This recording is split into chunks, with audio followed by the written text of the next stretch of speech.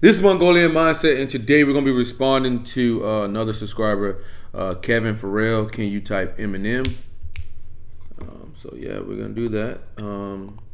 Personality database, our sworn enemy, has Eminem as an ISTP.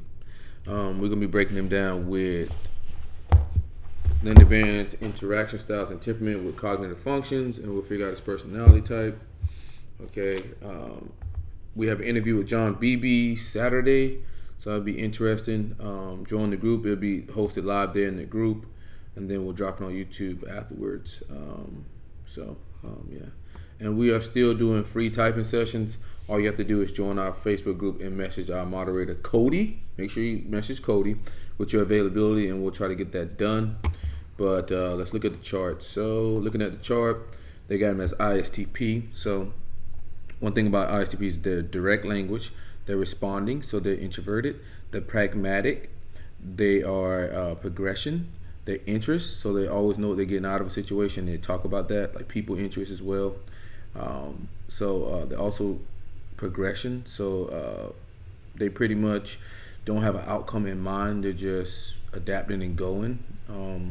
They're all about the journey. It kind of like flows when they talk. It's not just like an outcome, end product.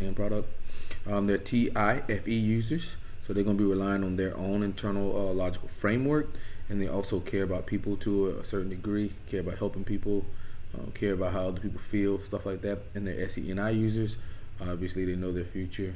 They know their path forward. They'll talk about what other people are doing, kind of coming from a third-person perspective instead of a first-person perspective when they talk. And we'll break it down and see what he is. And yeah, 50% of our viewers are not subscribed, so if you guys can please subscribe, that helps us grow the group, which allows us to keep growing and giving back to our group. So let's do that. It would be the answer. If science could operate on this distorted brain and put it to good use, society would reap a great benefit. Welcome back to Radio 1. Thanks, man. Madeville Studio 4, here we are. And part of the reason we're here, obviously, is because it's the BBC, but also because... All right, so before you get into it, comment below what you first got, and then we're going to see if that's what you got, if that's what it is. Right now, it's kind of looking like an SP. I don't know exactly, but he's looking like an SP. Studio 3 around the corner, and you've got the band set up, and you're going to perform some songs for us as well, which is pretty damn exciting. It's really exciting, man. I'm super excited to be here. I was trying to figure out how I was going to top the publicity of yours and Kanye's interview. So I decided I was going to walk in here and just pee on the floor and leave. I decided I was going to walk in here, pee on the floor, and leave. That's coming off direct, and that's coming off pragmatic. Bro, you going to pee on the floor? Come on. So I'm going to put prag, even though he's joking around.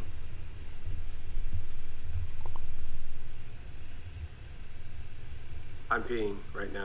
Oh, God. All right. Clean up, aisle 1. All right, see you guys later. But to see, the difference is this time I'm totally prepared for it. Seeing you with the band and seeing you perform the other night actually at the awards ceremony and seeing you on the mic, it was, I don't think I've ever seen you so alive on the mic and so like just full of energy and really in the moment. Yeah, absolutely. That's cool. Amazing. Thanks. Absolutely amazing. And what I noticed as well is that, spitting live as well, completely live with the band behind you seemed to free you up a lot more as well. Are you feeling that way? I think performing has gotten a lot different. It's gotten better with the band because there's just more elements to it, and being that it is a live show, there's more places you can go with it. There's things you can do with your hands, that things you can do with your hands. That's a SE. I'm gonna put it as SENI, but it's SE. With my hands. I don't do that. Yeah, Car performed pretty good. No, so it's really cool. It's different. Yeah. And it's I think it's better. And spitting Rap God as well. I mean, that puts everything into perspective, I think, for everybody else. I mean, when you wrote that and you got that one down and recorded it, I didn't write it. I freestyled it. You freestyled off the top of your head? Off the dump. He corrected him. I freestyled it. I'm gonna put that down for T.I. Absolutely ridiculous. Thanks, man. I mean, no, the song's ridiculous. It doesn't make any sense whatsoever. Thank you. Now, when you get to perform that live, that must be, I saw at the end, once you finish that, I mean, that's a challenge for anybody. And I mean, at the end of it, you must feel like, wow, I mean, that's a lot of rhymes to get through. Was it 5 or 6 minutes nonstop? Yeah, I mean, the other night I don't think we did the whole song. Yeah. We did kind of a deadly medley. No, we I did don't even know how you would like cut that up and make a shorter version of that because it's such a stream of consciousness through the whole track. Yeah, I don't know. I wouldn't even begin to want to think about trying to do that because I think that it is that's a good stream of consciousness. Yes. Or unconsciousness. Which is what you were doing before as well, just as we walked in. Yes. Little stream of consciousness going on there. Nice stream of consciousness running down my leg. You are welcome. It's all good, man. The album itself has been so well received by everybody, including fans right across the world. Because, in my opinion, listening to it now, it's kind of the perfect combination of the venom and the danger that existed on the first record, but also what you've been through and what you've learned in the last sort of 5 or 6 years too. It's kind of like a combination of the two. Is that fair? Do you think like the first album that feels like it's slightly grown up, but also is going back to some of those subject matter? Okay, he's coming off responding too. We're gonna put an asterisk side of it. So we got an asterisk on direct, and we got an asterisk on responding. We got a point for SINE, 1 point for TI, and 1 point for pragmatic. That is looking like this guy might be actual ISTP, and personality down and base might be right 3 times in a row, which is crazy. Isn't dealing with that stuff. It's grown up and down. Yeah, grown exactly. down. Yeah, I mean, some of the themes and topics and things like that are revisited on this album. But at the same time, I feel like it's kind of a 2013 version. All my albums, I think, for the most part, pretty much tell where I'm at, on each one at that time period or whatever. So this is kind of like tell where I'm at in that time period. That's journey. So he's talking about a journey there. So that's progression. He's talking about a journey there. So yeah, reflecting and things like that back on everything that was happening during that time, and it's kind of like me reflecting on it and getting to the point where I am now with it. Selling some scores as well, kind of burying hatchets and dealing with stuff once and for all. Do you feel like has this album allowed you to do that? I mean, some stuff, yeah. But for the most part, I just felt like it might be fun to just revisit that, just, the overall vibe of that album. Just because it kind of started to go there early on a little bit in the recording process. So when did that start to happen? When did it feel like, oh, okay, we are going down that road? I don't know. I mean, I think that I had started making a few records for it, and it just sounded like the tonality of it, the tones of the records kind of were heading towards that way. And once I got, figured out what direction it should go in, kind of started gearing everything that way. And a lot of times, making an album, I don't always have the direction or a concept early on. You know what I'm saying? Okay, so that's progression. Okay, I don't always. He's figuring it out as he goes, almost like a journey. Even with his music, like an outcome person would have an outcome in mind, but he's like, I just kind of pretty much figure it out as I go. That's progression. Saying like sometimes it doesn't come till like the middle, towards the end of a record, to figure out where I'm actually going with that, and that's just usually just the culmination of songs and depending on what the vibe is. But sometimes I do songs that are maybe so left field, 1 or 2 of them, that it's like, oh shit, where am I gonna put these songs, and now what am I gonna call it, because it's not gonna make sense to go, like, let's say. It's not gonna make sense. That's T.I. All right, we're getting some T.I. I think we got some earlier, but I didn't want to put it down. But with this one, I feel like I kind of got earlier. He's been relatively, I think this, I think that, and he's not referencing the outside source. But I want more tangible, something we can all see. Idea for a concept. That must have been nice, actually, to be able to sit down and sort of carve it up as it was going and have that end result in mind and piece it together that way. Yeah, I mean, it was, but it wasn't in the sense of like, I had to record a lot of songs for it, because I felt like if I'm going to call it that, I want it to be able to make sense. Yeah, and stakes is high as well. It needs to be able to make sense, so that's T.I. again. Okay. All right, I'm ready to call this guy direct, okay? So being direct eliminates 8 types, okay? Let's go to the chart. Okay.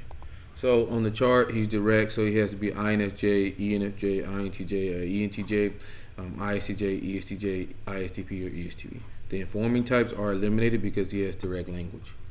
So let's continue. I mean, I was talking to someone about this before, and they were saying, or maybe I read it, saying, Eminem will never consider one of his albums to be a classic. He's not that way inclined. But you know how people feel about the Marshall Mathers LP. I mean, sales alone speak volumes, and then the critics. I mean, look at that. Like, I'm ready to almost call responding to. I'm ready to go ahead and throw that down too. Every layer of it, it is considered, a modern day classic album. Oh yeah, I'm going to go ahead and put that down. Look at him there. Okay, so we got direct responding. Okay, back to the chart. Direct responding. So we got an introvert. We got a finisher here. We got a finisher or chart the course. So we're looking at either an INFJ, ISTJ, ISTP, or INTJ. That's what we're looking at. We're looking at a direct responding. Okay. So yes. Direct responding. Did you consider the expectation of calling it that and what it would mean to the record overall? Yeah, I mean, I kind of had known that going in. In other words, once I did kind of know what direction I was going, I knew that I needed certain songs to be able to call it that, and like I said, to be able to make sense. Makes sense. That's T.I. some more. Okay, one more, and we're gonna call him a T.I. user. So that would eliminate ISTJ and INTJ, and we'll be down to ISTP and INFJ already. But I just wanted to make sure that I had the right ones, and in other words, like, I knew that obviously staying off the first Mathers LP was a big topic, and I had heard a lot of chatter right around the time of doing the Recovery record that I should do Stand 2, and why doesn't he do Stand 2, and talking about what other people are talking about, so let's see. All I kept thinking was, well, Stan's dead. You know what I'm saying? Like, he died in the story. So in the back of my mind, I kind of had an idea of like who could be left from the story. Yeah. But I needed to get the right beat and be able to do this. As soon as it starts as well, man. I mean, did you know immediately that this was the beat for this concept? Yeah, as soon as I heard the words to the chorus, this beat was I got this beat. This beat was sent to me, and it had those words on it. And sometimes for me, it's like I like making my own choruses and writing my own choruses. I like to make my own. I like to do my own. That's SE. And that's independent, pragmatic. With that, but it's also fun for me to be able to try to take someone else's words and interpret them my own way. Yeah, for sure. I mean, take somebody else's words and interpret them my own way. That's gonna be T.I. Okay, so we're gonna go ahead and scratch out ISTJ and INTJ. We're down to ISTP and INFJ. Of course, I'm sure initially it's probably written along the lines of, it's a first-person scenario, it's a self-hatred scenario, but to actually tie it into, there's layers to that, Now, the difference between ISTP and INFJ, we're looking at concrete for ISTP and pragmatic, okay? They're both SE-NI users, so that's dead. We're already getting that, though. They're both TIFE. INFJs are affiliative, though, and they're abstract. Okay, they're both progression, so progression's there. We're not even looking for that anymore. We're gonna be looking for pragmatic and concrete. They're both interests, so that's dead as well. So that's what we're looking at right now. We're looking at that. They're both TIFE, so this can always be the trickiest part about ISTP, INFJ. What do you see? Is it concrete, pragmatic, or is he affiliative? Is he talking about doing the right thing? Okay, if he's not, okay, he's pragmatic. He's ISTP. But sometimes you can get into trouble with FE people because they can really sound affiliative. Being bad is good. I hate to be it, but here I am, and I'm back again. And then you got to deal with the story. And then at the end, I mean, you're taking everybody right to the end as well, where you couldn't be facing down any more of the criticism, both self Look and how by responding others he that you is. faced throughout It's your crazy. career. I mean, it's the ultimate kind of acknowledgement, isn't it? This part of the song. Right at the start. He's fucking meeting a with maker volume. almost, really. Was that kind of the inspiration behind it? I mean, it's kind of like saying, like, all right, if you're gonna go down this road and you're gonna call it this, Yeah. you know what I'm saying, and this is gonna be the title. This is all of these things coming back on me. You know, lay it out there right from the start. Yeah. Amazing, man. I mean, I love that. It's an amazing opening to the record, and it's really ambitious as well. I mean, 2 parts and 3 parts. So you set the bar really, really high, and then from there we go into Rhyme or Reason. And I mean, I love that beat. I just love the big sample, the use of it, and the first time you referenced Rick Rubin as a producer on the record. I mean, when did you first have the idea of working with Rick? Well, it was. I mean, I've always been a fan of Rick, you know, and my manager Paul had been talking to him, and Rick had expressed that he had interest in you know, working with me. And you know, when Paul brought it to my attention, I was like super excited. See, when he just referenced like a memory, he referenced what other people were doing. That'd be SE's. Honored But at we the already fact know that he's he SE. was even thinking about it, you know. And you know, was a little. I had my reservations just because, you know, I felt like I'd probably be. I'm a super fan of Rick. You know what I'm saying? So I'd probably be a little nervous, and I don't know what the vibe would be, just because I would be, you know, wanting to impress him. You know what I'm saying? So it was very much kind of like the feeling that I'd want to give him a good experience, so I'd be SE. I got early on with Dre. Had you met him before? Had you met Rick before? I had met him. Right. Nah, I had never met him. So I was like nervous to meet him, and then, you know, even more nervous to work with him. So, but you were saying same thing as Dre, like when you first, all the way back, same kind of experiences when you walked in the studio and saw Dre that time, and just. Yeah, absolutely. I mean, I'm still always in my head. I'm still always trying to impress Dre, too. You know, to this day at the same time. But yeah, I just kept thinking like, well, if I get in the studio with Rick, what if we're not able to come up with anything? Oh, what if we're not? You know what I'm saying? Like all these things What in if? my head, That's and then when I met abstract. him, it was like the guy's so laid back that it made it easy. You know, and his vibe in the studio was just like very much like I don't know how to say it. Like he try whatever. Don't be afraid to try whatever, even if the idea in the beginning is stupid. Yeah. You know, because a lot of ideas in beginning stages, not mine, of course. Mine are just insane from the moment I think of them. Of course. But sometimes That's the ideas, you FI know, there. they're not always the greatest. Yeah. No, I mean, you know. Don't be afraid to fail, basically, to get somewhere else, to get on the journey. Absolutely. Yeah. So if you say one thing that's going to spark another thing to lead to a better thought, Yeah. you know, that's kind of how it went. That's progression. And, you know, we started going through like old break beats, and I was trying to tell him I kind of had the We did this, that's SE. idea. I kind of had a notion that I was maybe gonna call it the Marshall Mathers LP too, but I didn't want to say anything yet to him because I wasn't 100% sure, and I wanted to make sure that I, you know, had enough songs to even play for him that would make sense. You know, Enough songs that would make sense. T.I. So I kind of, you know, we discussed like I love the sound that Rick gets when he does hip hop.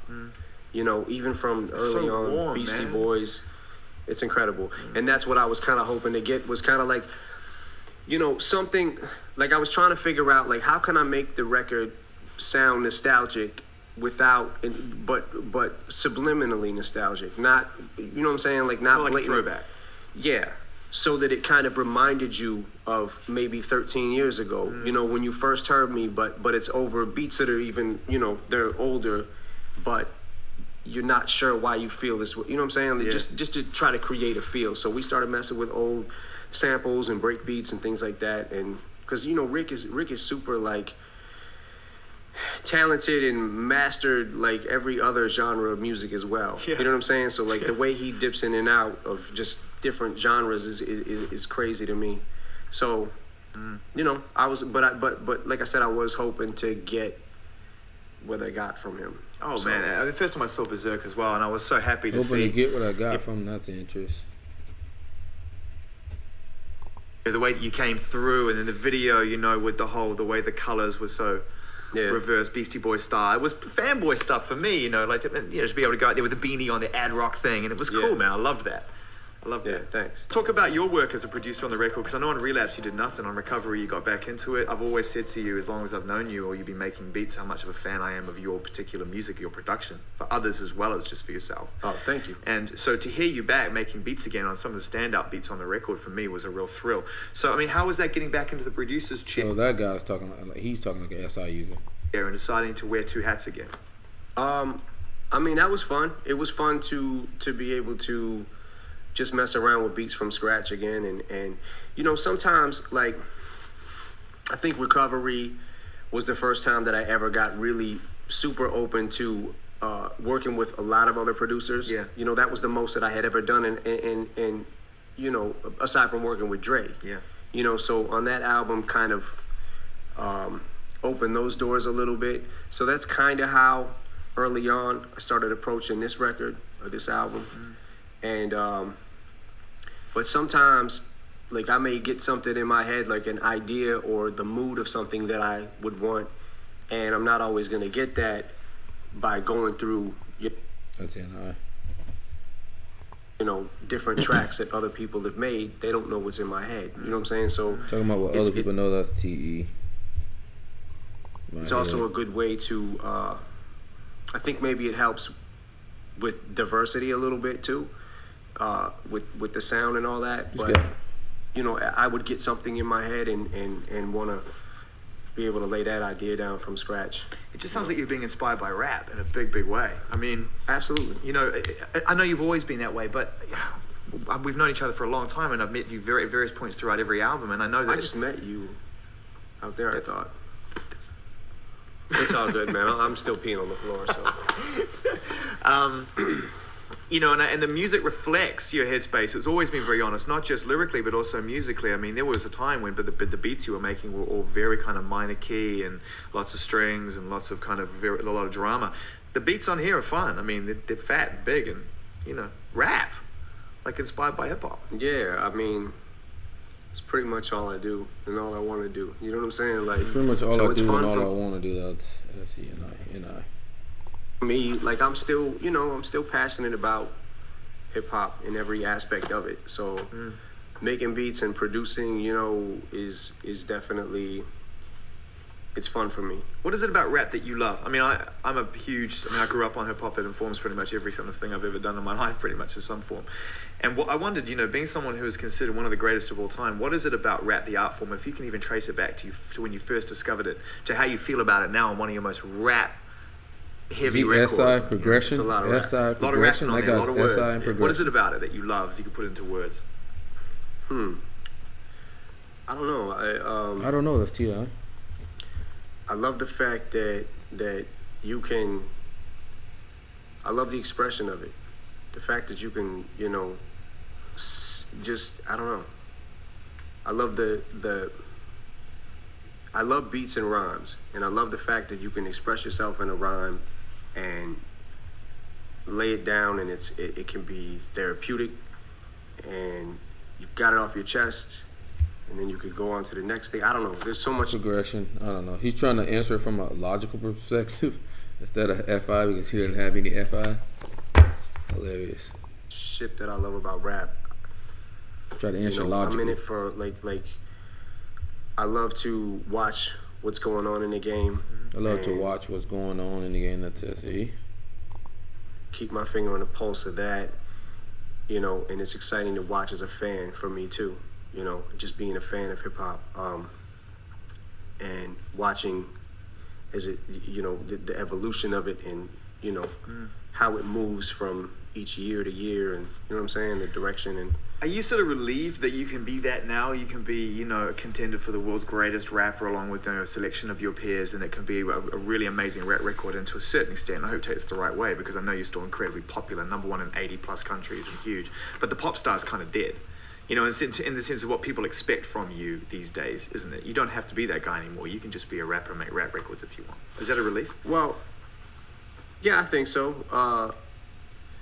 It's one of them things, like, as far as like being a pop star or whatever, like I never intended to be any of that. You know what I'm saying? Like, all I ever wanted to do was get respect from, you know, my peers and other rappers, and all the other stuff that came with it, I was just, you know, confusing to me. It was, I don't know, like I don't feel like I ever set out to make a pop song or a song that was gonna be some kind of crossover song or I whatever. never set out, so that's progression again. Didn't have an outcome. Is that for me? Yeah, if you want. Thanks, man. Appreciate it.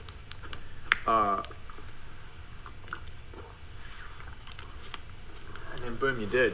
And it didn't stop for years. Well, boom, it happened, but at the same time, like, I never wanted to.